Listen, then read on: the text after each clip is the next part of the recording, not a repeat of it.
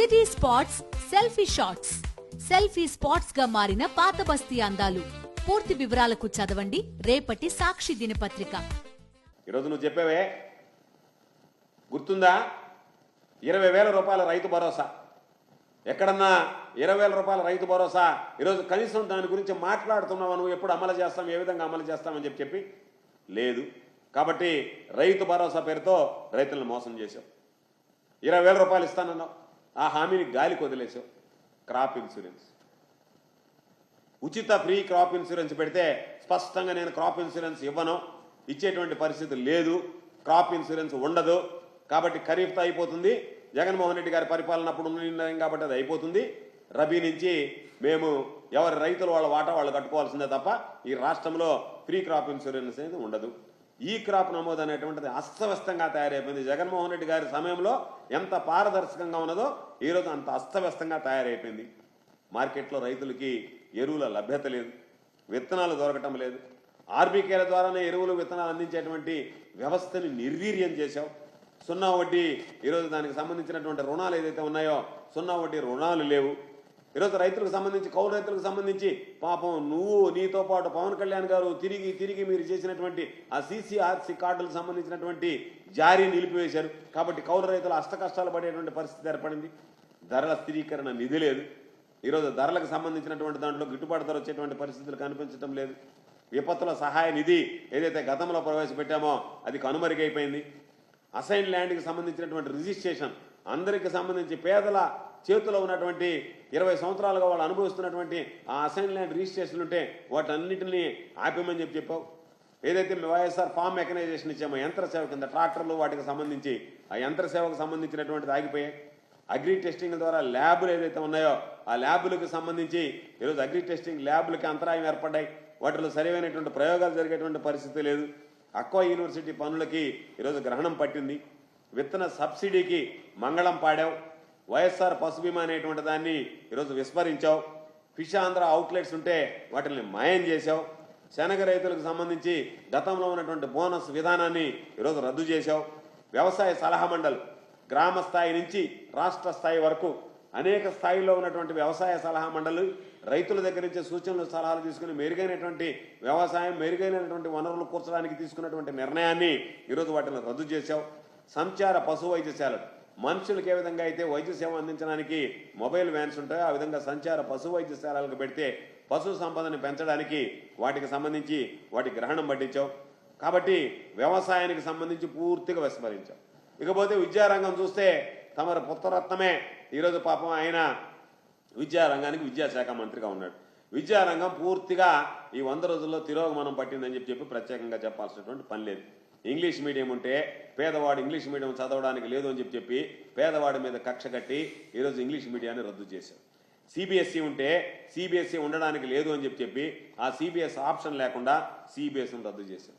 TOEFL period పెడితే చిన్నప్పటి నుంచి పిల్లలకి కాస్త టోఫెల్ మీద అవగాహన పెంచితే రేపు ఏదైనా ఇతర దేశాలకు వెళ్ళడానికి ఉపకరిస్తుంది అనుకుంటే ఆ పీరియడ్ని రద్దు చేశావు. IBకి సంబంధించినటువంటి అడుగడుగున అడ్డంకులు సృష్టించావు. ఆ విధంగా దాన్ని ముందుకు వెళ్ళనీయకుండా తల్లికి వందనం కనపడ్డటువంటి వాడికల్లా బాబూ రా నీకు 15,000, నీకు 15,000, నీకు 15,000, నీకు 15,000, నీకు 15,000, ఇదిగో ఈ పాప వచ్చింది, ఈ పాపకి 15,000. మాట్లాడేవా లేదా? ఏమయ్యాయి నీ మాటలు? అందరినీ చూపించి ఆ పసిబిడ్డలందరిని చూపించి నీకు 15,000, నీకు 15,000, నీకు 15,000, ఇదిగో వచ్చినటువంటి ఈ అమ్మాయికి 15,000 అని చెప్పి మాట్లాడినటువంటి మాటలు, నువ్వు సభల్లో మాట్లాడినటువంటి మాటలు, నీ మంత్రులు ఇళ్ల దగ్గర నిలబడినటువంటి మాట్లాడినటువంటి మాటలు, ఈరోజు వాటికి సంబంధించి ఎక్కడ ఏమి మాట్లాడకుండా అసలు చెల్లించకుండా అసలు మేము చెప్పామా అన్నట్టుగా ఈరోజు మీరు వ్యవహరించడం వాస్తవం కాదా? గోరు ముద్ద అయితే ఘోరమైనటువంటి ముద్దగా పాపం ఇళ్ల నుంచి ఈరోజు బిడ్డలు క్యారియర్లు తెచ్చుకొని భోజనం చేయాల్సినటువంటి దుస్థితి మరలా ఆంధ్ర రాష్ట్రంలో ప్రారంభమైంది. స్కూళ్ళు, హాస్టళ్ళు ఎంత దారుణంగా ఉన్నాయంటే పేపర్ తీస్తే అతిసార కేసులు, మరణాలు, పాపం వాళ్ళకు ఫుడ్ పాయిజన్ అయ్యి సరైనటువంటి భోజనం ఇవ్వలేనటువంటి దుస్థితిలో కనీసం వాళ్ళకి సౌకర్యం లేకుండా ఈరోజు రకరకాలైనటువంటి ఇబ్బందులు, ఫీజు రియంబర్స్మెంట్ అనేటువంటిది లేకుండా ఈరోజు పాపం తల్లిదండ్రులని మీరు కట్టి రసీదులు తీసుకోండి, ఫీజు రియంబర్స్మెంట్ ఆగిపోయిందని చెప్పి ఈరోజు ఫీజు రియంబర్స్మెంట్ ఆపేసేసాం. వసతి దీవెన అనేటువంటి దాన్ని రద్దు చేసేసాం. కాబట్టి వ్యవసాయం విధ్వంసమైంది, విద్యారంగం తిరోగమనంలోకి వచ్చింది. ఇకపోతే ప్రజారోగ్యానికి సంబంధించి వైద్యానికి సంబంధించి ఉరి వేసినటువంటి పరిస్థితి.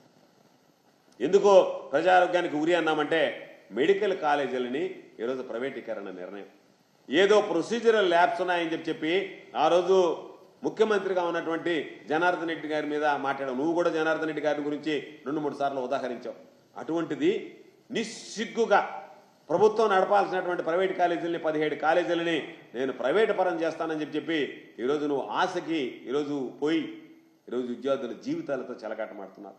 వాటికి సంబంధించి సీట్లు రావడం మీకు ఇష్టం లేదు. ఎందుకంటే ఇవి ప్రైవేట్ పరం అయిపోవాలి, ప్రభుత్వ రంగ సంస్థలుగా ఉండకూడదు, ప్రభుత్వ ఆధీనంలో పనిచేయకూడదు. ప్రభుత్వ ఆధీనంలో పనిచేస్తే నీకు దాని మీద ఏమి ఆదాయం ఉండదు. పాపం పేద బిడ్డలు ఉపయోగపడుతుంది తప్ప నీకు ఉపయోగపడదని నీ స్వార్థం కోసం ఈరోజు తీసుకువెళ్ళి వాటిని ప్రైవేటీకరణ చేసేటువంటి పాపం పేద కుటుంబాలకు సంబంధించిన డాక్టర్ కావాలన్నటువంటి వాళ్ళ కళ ఈరోజు చిదిమి వేసినటువంటి పరిస్థితి. అదేవిధంగా ఆరోగ్యశ్రీని నిర్వీర్యం చేసావు. ఆరోగ్య ఆసరా ఏదైతే గతంలో పాపం వాళ్ళకి ఇచ్చేటువంటి పరిస్థితి ఉన్నదో పాపం ఆ కుటుంబానికి సంబంధించి కొద్ది రోజులు పని చేసుకోవడానికి ఆ ఆరోగ్యం కుదుటపడేంత వరకు శస్త్రచికిత్సలు చేసిన తర్వాత ఏదైతే ఉందో ఆరోగ్య ఆసరా తీసేసావు. సిహెచ్సిలో స్పెషలిస్టులు తీసేసి ఆ స్పెషలిస్టుల వైద్యమే ఈరోజు నిర్వీర్యం చేసావు. జీరో వేకెన్సీ మామూలుగా ఏదైతే ఉందో ఎక్కడ వైద్య రంగంలో ఒక్క ఖాళీ కూడా ఉండకూడదు, అందరూ పూర్తిగా డాక్టర్ దగ్గర నుంచి సపోర్టింగ్ స్టాఫ్ వరకు ఉండాలని జగన్మోహన్ రెడ్డి గారు తీసుకున్నటువంటి నిర్ణయానికి మంగళం పాడేశావు. ఫ్యామిలీ డాక్టర్ కాన్సెప్ట్ ఏదైతే ఉందో దాన్ని పూర్తిగా బంద్ చేసావు. గ్రామాలకు వెళ్ళి పాపం వాళ్ళకి మేలైనటువంటి ఈరోజు పాపం వస్తువులు కల్పించి మేలైనటువంటి వైద్యం వాళ్ళకున్నటువంటి సమస్యలు తెలుసుకుని ఈరోజు వాళ్ళతో మిళితమై వాళ్ళతో మమేకమై ఒక వైద్యుడు వెళ్ళి పాపం వాళ్ళని భరోసా ఇచ్చేటువంటి ఆ ఫ్యామిలీ డాక్టర్ కాన్సెప్ట్ని ఈరోజు బంద్ చేసావు. ఇంటింటికి వైద్య సేవలు నిలిపివేశావు.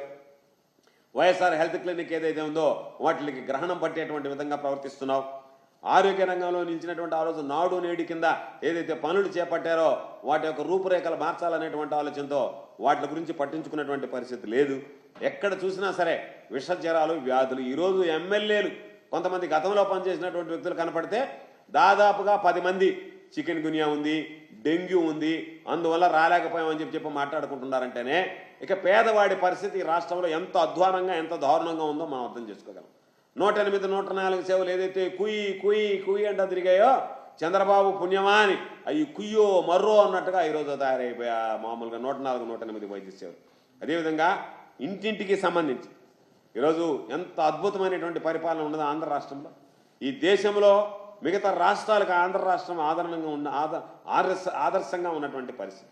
అటువంటి గ్రామ స్వరాజ్యానికి ఈరోజు తూట్లు పొడిచారు. అదేవిధంగా వాలంటీర్లు ఎవరైతే ఉన్నారో ప్రతి ఇంటికి వెళ్ళి వాళ్ళకి సంక్షేమ కార్యక్రమాలు అమలు చేయడం, పెన్షన్ పంపిణీ చేయడం, ఆ వాలంటరీ వ్యవస్థని 5,000 జీతాన్ని 10,000కి పంచుతానని ఉగాది రోజు నీ నోటుకుండా వచ్చినటువంటి అబద్ధం, తొలి అబద్ధం, తొలి పండగ రోజు మాట్లాడినటువంటి అబద్ధం. ఆ రోజు నుంచి అబద్ధాలతో ప్రారంభించినటువంటి నువ్వు ఆ అబద్ధాలను కొనసాగిస్తున్నావు. 5,000ని 10,000కి తీసుకెళ్తానని చెప్పి జీతాన్ని పెంచుతానని చెప్పి ఆశలు రేకెత్తించి